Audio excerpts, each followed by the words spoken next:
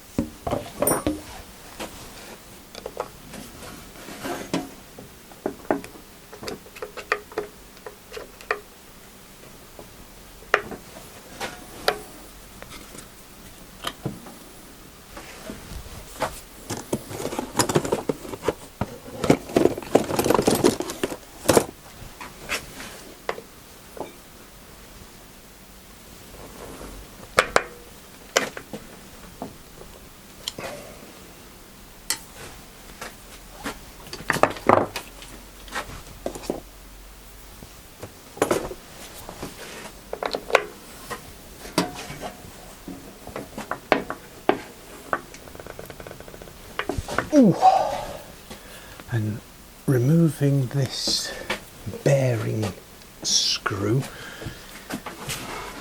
is hard. So maybe I won't be able to remove the wheel. Okay. Right. Change of plan. Still need the tyre going on, but there is no way that this wheel is coming off. The plate here with the 4 screws came off nicely, but that centre screw just will not move, and I don't want to damage it. Anyway, talking with the nice chaps over at Axminster, in fact it was Paul at the technical department of Axminster Tools I was just speaking with. He said get that screw out, and then there's a circlip spring that needs to come out, and then because this is as factory fitted, as in it hasn't come off before, then I would probably need a bearing puller as well. Now I don't have one of those, so his suggestion is do it with the wheel in situ. But he also mentioned that I will need to warm the new tyre up so that it stretches more easily, and hold it into place at the bottom end with a couple of clamps, just so that it doesn't keep springing off at this bottom end. So that's what I'm going to be doing. It's just coming up for dinner time, so I'll take a break. Break's always a good idea, and I'll come back to that later. So that's that for now. Right, I've had the tyre soaking in hot water, so hopefully that should have softened everything nicely. So one clamp there,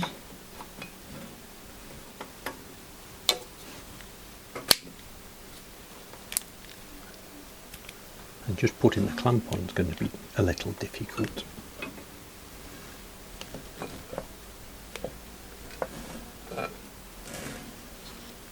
Like that. Got another clamp, and I've only got one of those spring clamps, so I'm going to have to use this 150mm clamp like this, and hopefully that will hold everything on.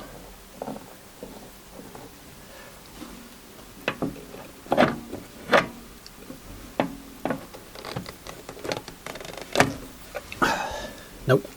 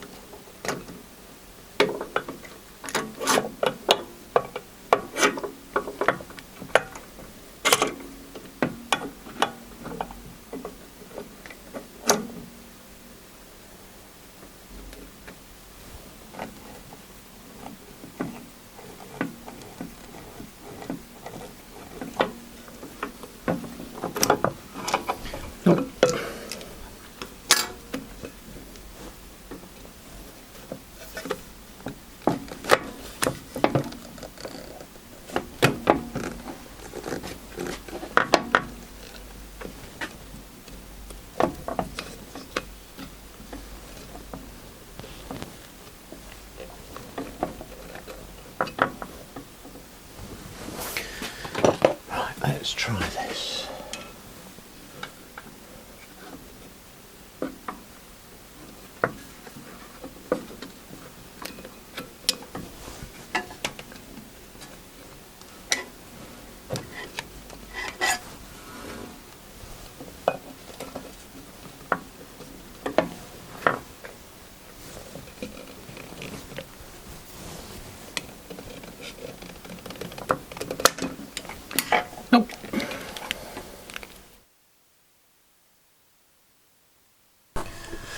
So here's where the sound disappeared again.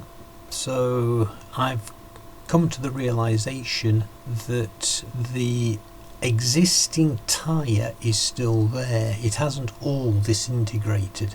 So I'm just about to remove the old tyre.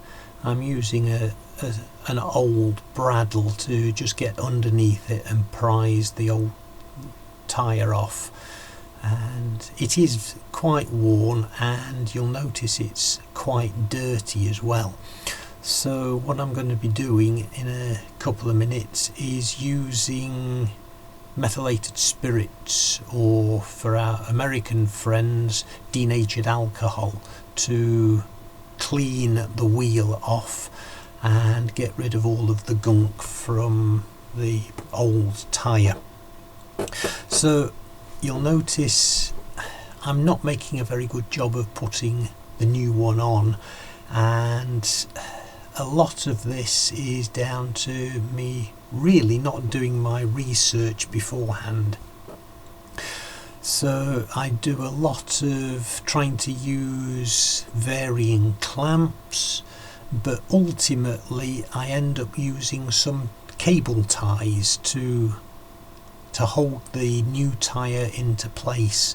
And I do actually manage, you'll notice later, to get the new tyre on just by sheer brute force.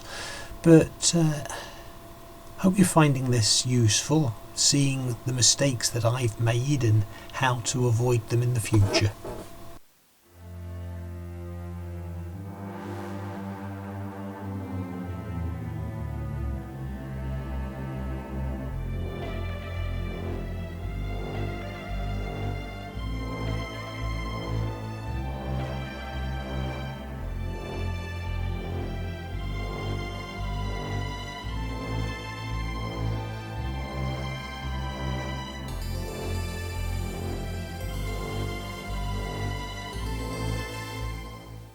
So you'll notice I'm still struggling with getting the tyre on, so I'm deciding to use a fourth tie just to try and hold everything into place. And eventually, with a lot of brute force, I managed to get the tyre into place. You'll see that in a minute.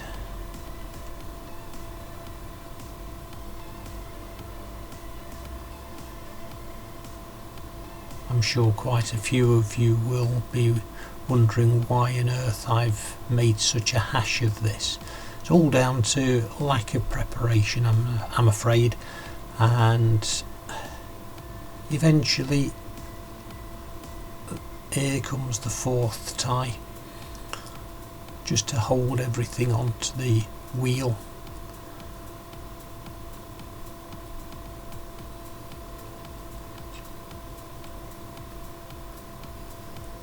And there we go, it's on.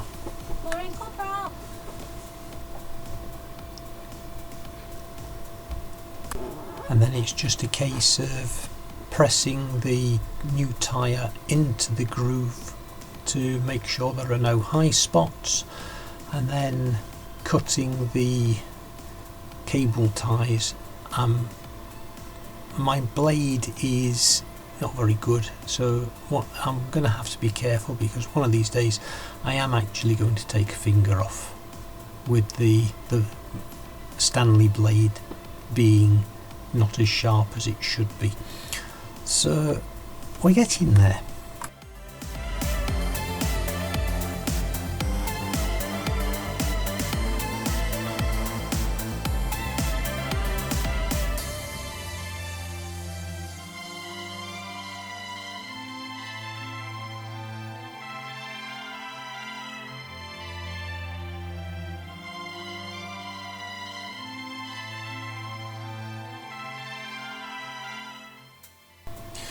So we've managed to put the saw back together, and this is just the test run to make sure that everything's working as it should. And yep, the blade is running, and it's tracking nicely. So that's as far as I'm going today. It's been a frustrating time in one way because of having to struggle with putting the new Bandsaw tyre on, but at least that's done, and I can crack on now with cutting or ripping the stock down. If you remember from a previous episode, I did this. I ended up with pieces that maybe 2 mil thick. That's plenty for just putting over the top of projects by way of a veneer, but that's something that I can come to later. There's plenty of ripping down to do on this new stock, and that'll be for next time. So thanks for coming along with me, and I'll see you next time.